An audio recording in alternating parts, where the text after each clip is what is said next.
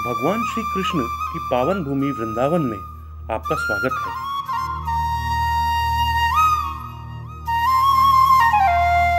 आज हम आपको ब्रज 84 कोस यात्रा के विषय के बारे में कुछ बताएंगे। ब्रज क्या है? ब्रज वह स्थान है जहां भगवान श्री कृष्ण, हमारे प्रिय श्री कृष्ण का जन्म हुआ तथा उन्होंने सभी बाल लीलाएं जैसे गौचारण करना, रास लीलाएं करना, पूतना का वध करना, कंस वध करना इत्यादि।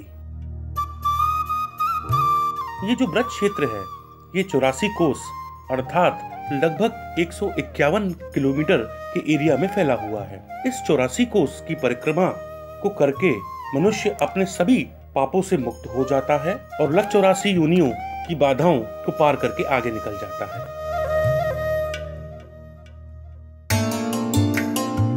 क्या आप जानते हैं कि इस 84 कोस में भारतवर्ष के सभी तीर्थ स्थापित किए गए हैं?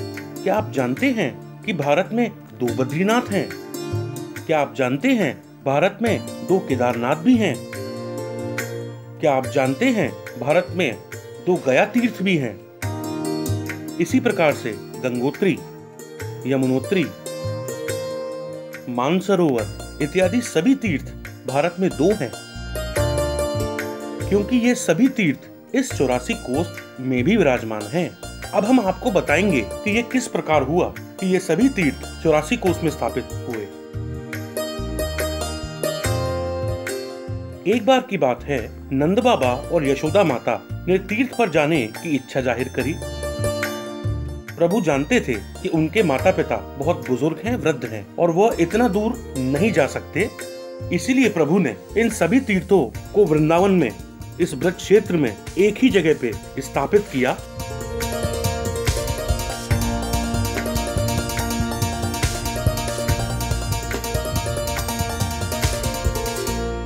जो लोग अलग अलग जगह जाकर तीर्थ यात्रा नहीं कर सकते, वह इस ब्रज क्षेत्र में स्थित इन सभी तीर्थों का दर्शन करके पुण्य फल प्राप्त कर सकते हैं। सर्वप्रथम इस यात्रा को ब्रह्मा जी ने किया था। पुराणों में इस बात का वर्णन भी आता है कि जब भगवान श्री कृष्ण गोकुल में रहकर अपनी लीलाओं को दिखा रहे थे, तब ब्रह्मा जी को इस विषय में जानकारी हुई। तब उन्होंने सोचा कि कोई साधारण बालक ऐसी अद्भुत लीलाएं नहीं कर सकता। तो इस उत्सुकता को अपने मन में रखते हुए वह ब्रज में आए, पृथ्वी लोक पर आए और गोकुल से श्री कृष्ण के सभी मित्र, गोपियां, गोपिकाएं और गायों को अपने साथ ले गए। उन्होंने सोचा कि अब वो बालक अवश्य मेरे पास आएगा अपने मित्रों और गायों को वापस ले जाने हेतु, तो तब मैं पता कर लूंगा कि ये बालक असलियत में है कौन। इस प्रकार से यह सोचते सोचते 1 वर्ष भी व्यतीत हो गया, परंतु श्री कृष्ण ब्रह्मा जी के पास नहीं आए। तो तब ब्रह्मा जी ने सोचा कि क्यों ना गोकुल में जाकर वहां की स्थिति का मुआयना किया जाए। तो वह गोकुल आए तो उनने क्या देखा कि वहां सब कुछ वैसे का वैसा ही है।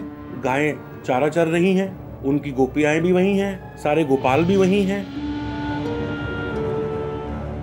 तब ब्रह्मा जी को इस बात का एहसास हुआ कि ये तो स्वयं प्रभु की लीला है। तब ब्रह्मा जी ने प्रभु से क्षमा मांगी और कहा कि प्रभु, मुझसे यह पाप हुआ है, मैंने आप पर शंका करी, मैं इसका प्रायश्चित करना चाहता हूँ, तो कृपया मुझे इसका निदान बताएं, मैं कैसे प्रायश्चित करूं।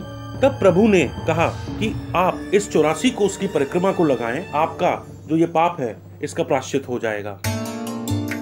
तब ब्रह्मा जी ने इस यात्रा को किया और तब से ही यह यात्रा का अपना महत्व है। आप सभी की सुविधा को देखते हुए हमने इस यात्रा को अत्यंत सुगम बनाने का प्रयास किया है। हम एसी वाहनों के द्वारा यह यात्रा करवाते हैं। 84 कोस की यात्रा, रहने की सुविधाएं देते हैं, खाने की सुविधा उसी के अंदर हम देते हैं। इसके साथ साथ हमने एक नई चीज को और साथ में जोड़ा है, जो कि है योग। तो धर्म और योग, यानी कि धर्म का धर्म और आपकी अच्छी स्वास्थ्य का ध्यान रखते हुए हमने वहां पर योग शिविर का भी आयोजन रखा है। हम प्रभु श्री कृष्ण की तरह अपने माता पिता के लिए समस्त तीर्थों को तो अपने पास नहीं बुला सकते, परंतु सुविधाजनक तरीके से इस 84 कोस की यात्रा को करवाकर उन्हें पुण्य का लाभ जरूर अर्जन करवा सकते हैं। तो क्यों ना हम इस साल अपने माता पिता को, नाना नानी को, दादा दादी को या किसी भी उपलक्ष्य पर किसी भी महीने इस यात्रा को उपहार स्वरूप दे सकते हैं और उनका और प्रभु श्री कृष्ण का आशीर्वाद भी प्राप्त कर सकते हैं। जय जय श्री राधे, जय जय श्री श्याम। हरे कृष्णा कृष्णा कृष्णा हरे हरे।